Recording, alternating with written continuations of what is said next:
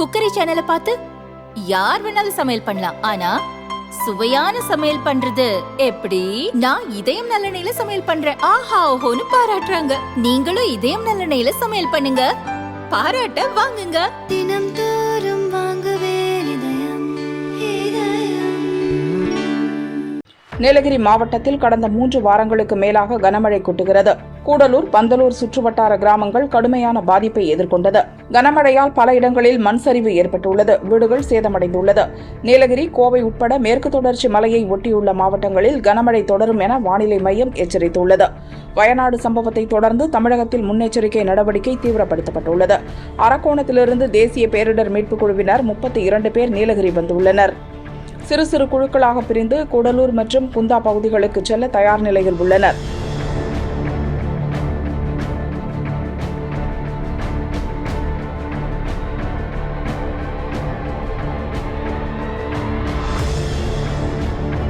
நீலகிரியை தொடர்ந்து மேட்டுப்பாளையத்துக்கும் பேரிடர் மீட்புக் குழுவினர் வந்துள்ளனர். அங்குள்ள பவானிசாகர் அணை நிரம்பி வரும் நிலையில் அணையின் நீர்த்தேக்க பகுதியான லிங்காபுரம், காந்தவயல் கிராமத்துக்கு சென்றுள்ளனர்.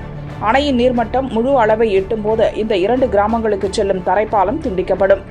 அப்போது மீட்புப் பணியில் ஈடுபட பேரிடர் மீட்புக் குழு தயாராக உள்ளது. ரப்பர் படகு, லைஃப் ஜாக்கெட், ஜெனரேட்டர் ஏற்பாடு செய்யப்பட்டுள்ளது.